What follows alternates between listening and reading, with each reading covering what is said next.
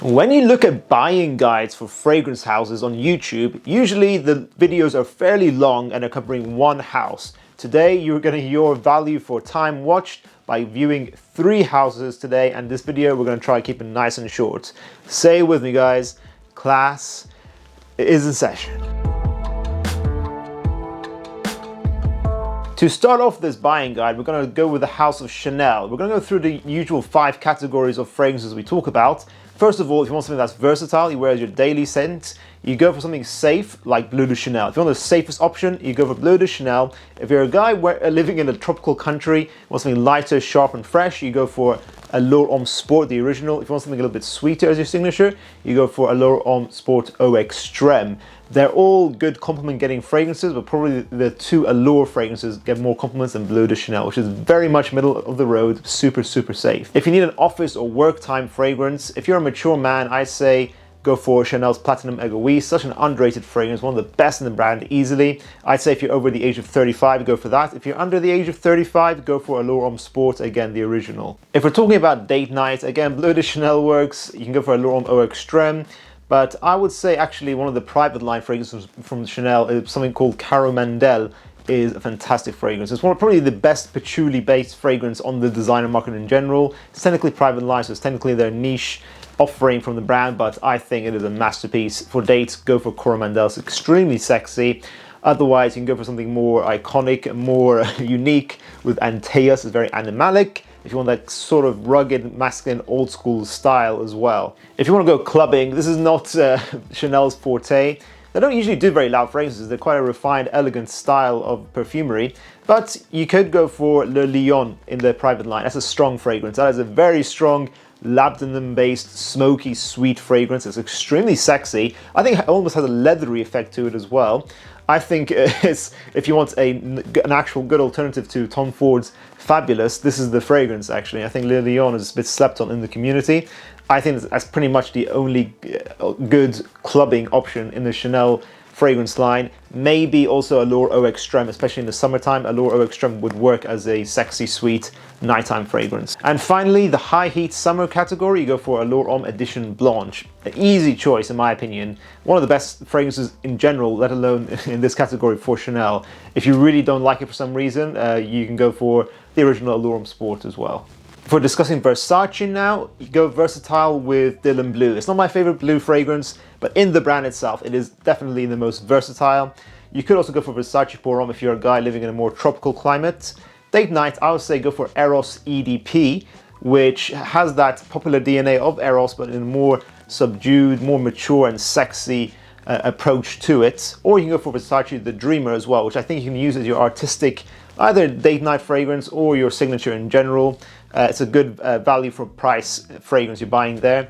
Clubbing is very obviously going to be Eros. There's not really anything else in the Versace line that's good for clubbing. It's still going to be the EDT for Eros is what I recommend, or Eros Flame. That's also underrated and gets me more compliments than the original. And if you want to go for something in the summertime, I would say Versace Pour Homme is the choice. It is the best classical summertime fragrance in the brand.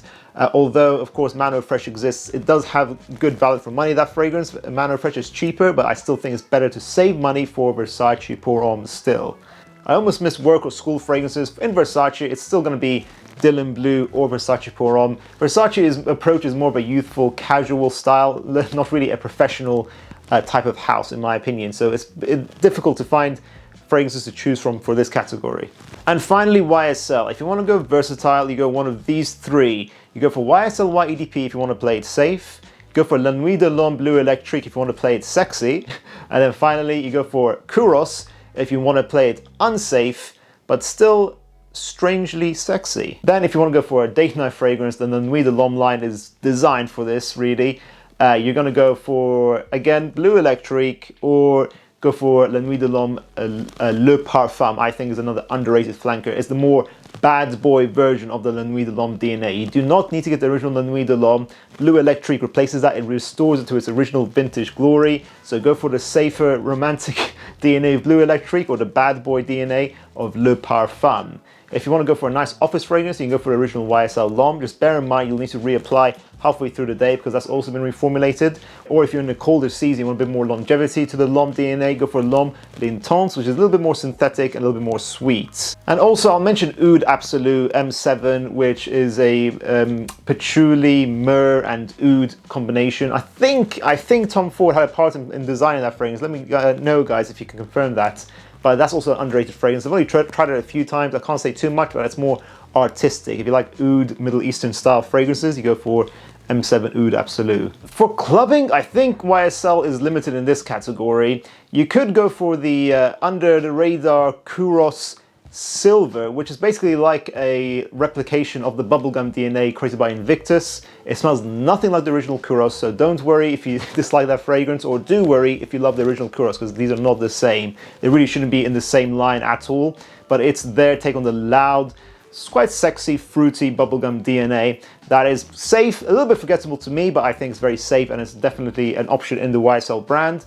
Or you could go for YSL's Y Live, which is, again, the Y EDP DNA mixed with some bubblegum sweetness, which makes it a little bit more of a balanced clubbing sense, maybe something you could use to a more hot climate for clubbing. And finally, for the summer high heat, I think YSL's Y Eau Fresh is the most specialized for that. I don't think you need to own it if you already own Y EDP, which works fine in the summertime as well. YSL L'Homme, the original, also works well in the summertime, but I do think if you're maximizing just for that season, then it is YSL's Y Eau Fresh, which is a solid flanker in the Y line. What did you guys think of this hopefully rapid fire buying guide for 3 brands all at once? I appreciate I didn't mention every single fragrance. That's because, in my opinion, some of the fragrances in these brands aren't worth mentioning. You guys may disagree with that, so let me know, are there any here that I missed in any of these brands that you think I should have included? Let us know in the comments down below. Make sure to check out our video where we discuss the best fragrance from 10 different brands. And I'll see you in the next one, guys. Class dismissed.